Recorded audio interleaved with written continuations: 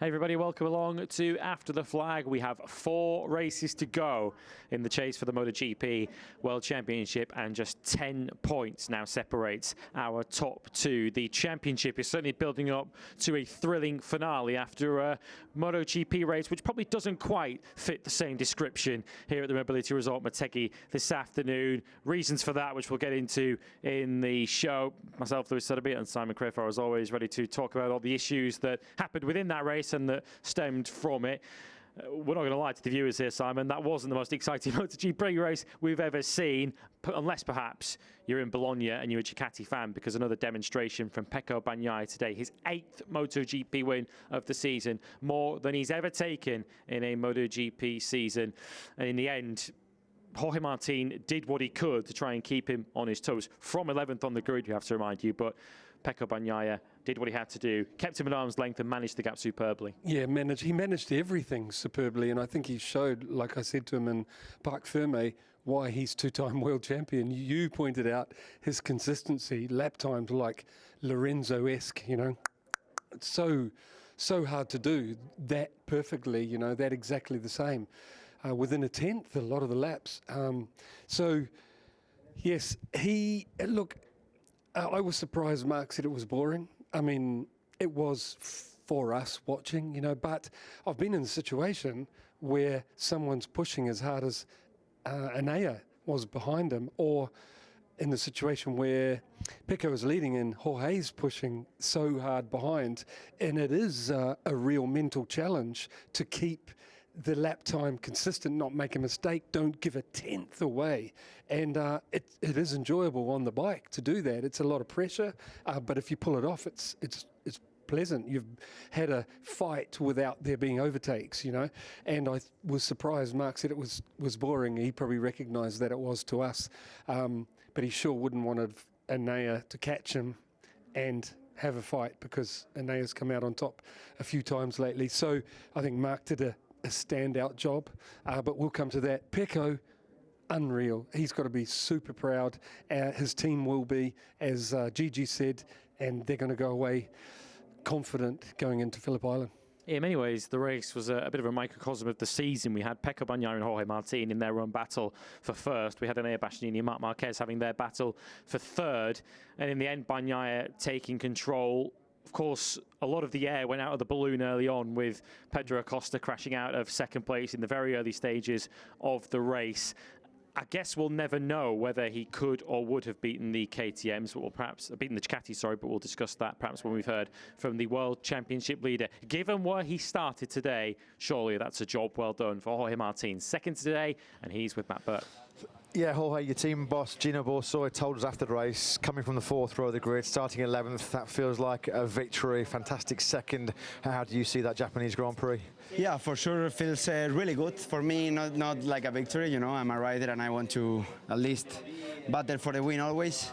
I did it. Coming from the back was difficult to overtake the riders. I had to use a bit more of tire than Pecco, I think. So I start to close the gap, but as soon as you are closer than to half a second, everything became quite difficult with the front. It's really difficult to stop the bike. And then in 10 laps to go, I said, okay, I try again. Let's go for it. I saw Pecco was struggling a bit on braking, so I was pushing quite a lot. And yeah, 3 to go, I had this big moment in corner 3 that, you know, the moment told me, okay, Jorge, it's time to stop, and finish with 20 points. Pecco was really strong. He's a master, you know, managing the tires, so he did an amazing job.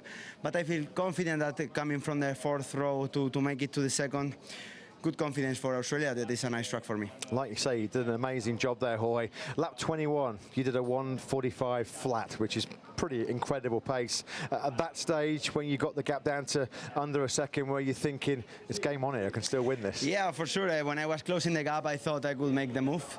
I saw Pecco was pushing because he did a few mistakes in corner 11, so I said, okay, he's pushing like hell. So I said, okay, let's push. And everything was under control. I was quite on the limit, but under control. And then I did this not mistake, but I lose the front quite heavily in corner 3.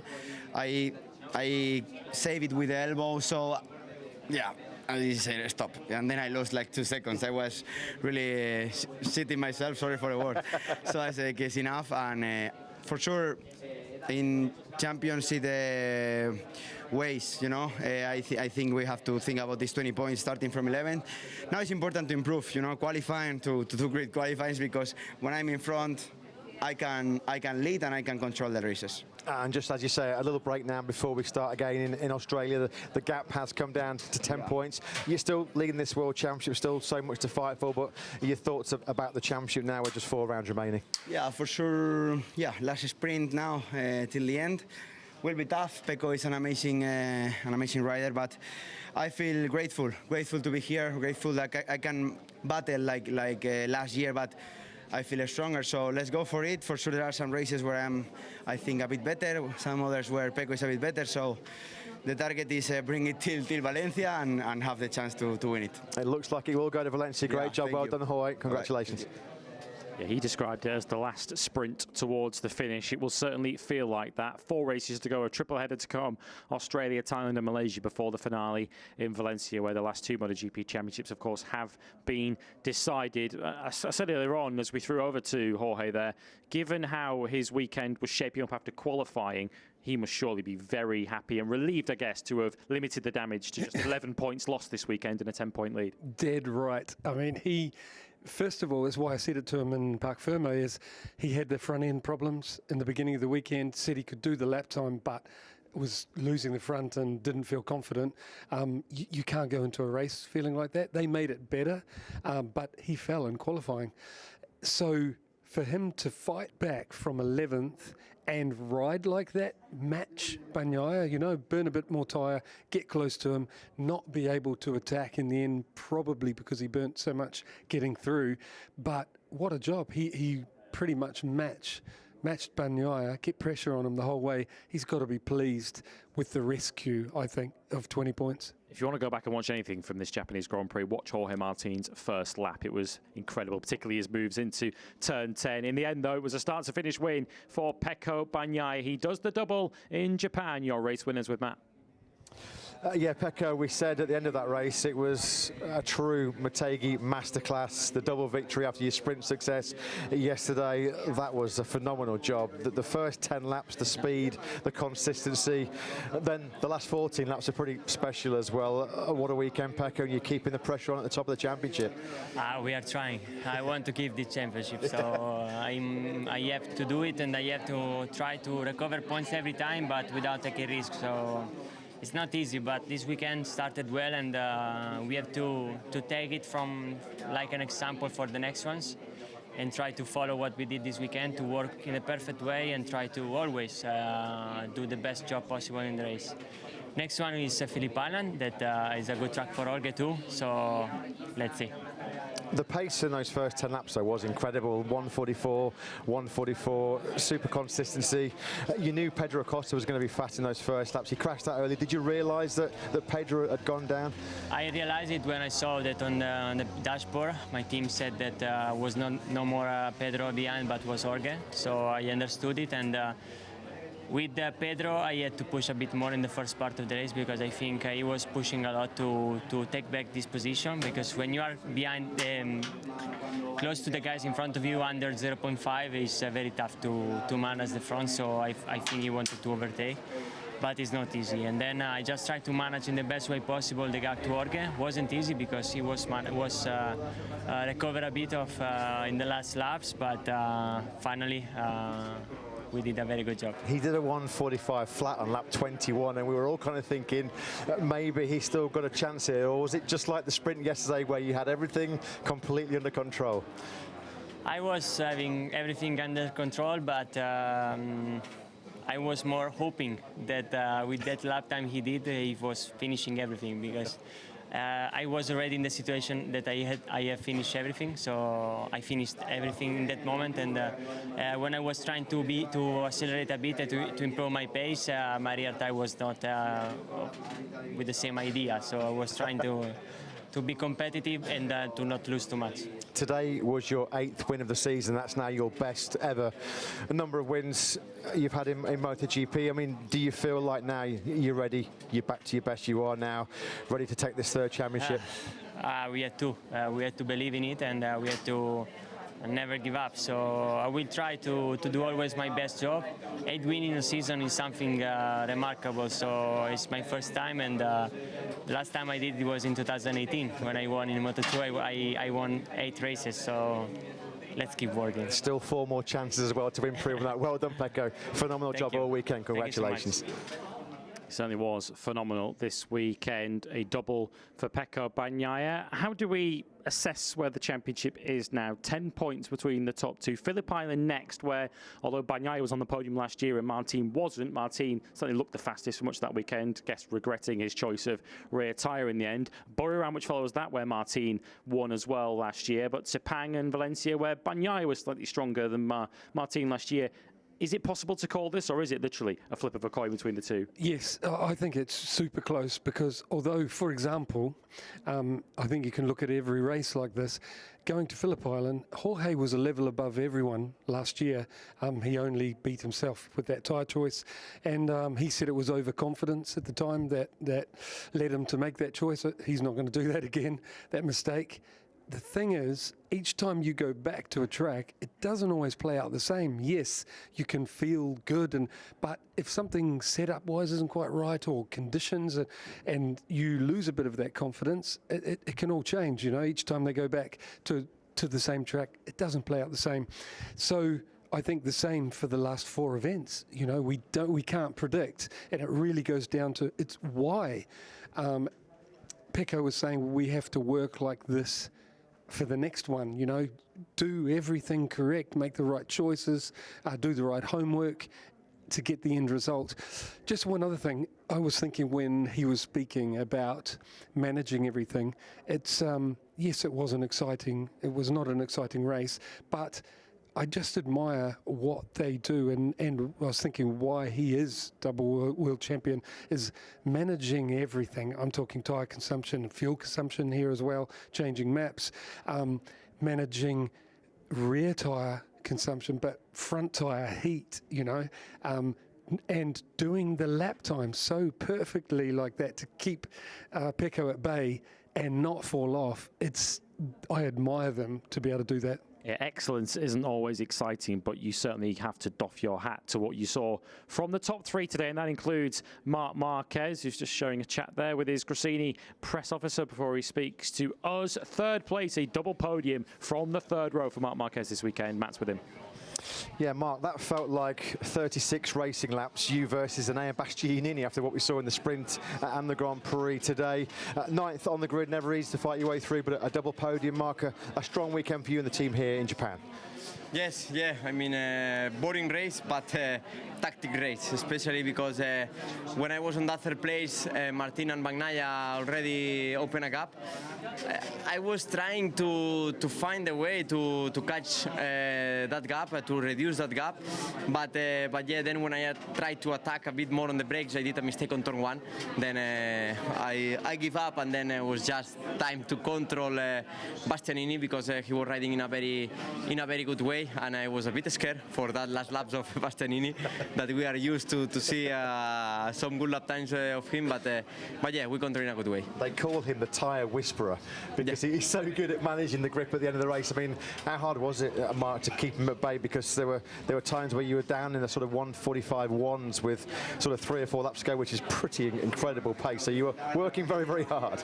Yeah, I think we were the fastest out there on that lap times. I was pushing, I was trying to be super careful about all these things. I was pushing a lot with the front tire because the rear was finished, and then I started to take a risk on the front, and I say, okay, I will try. And yeah, even like this, I saw that he was reducing even the gap. So yeah, it was a bit, as I say, a bit scared, but the situation was not under control, but I felt super good. It's always easy to say, Mark, I know you don't like to have excuses, but with a slightly better grid position, do you think you might have been a little bit closer to Pecco and Jorge at the end of the race?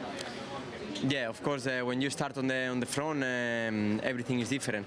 But okay, we start on ninth place. On the first lap, we did it well, but not perfect because on that turn 10, when Jorge overtook me, then I missed a bit the acceleration. Then Miller overtook us on turn 11, and then I lose some time there.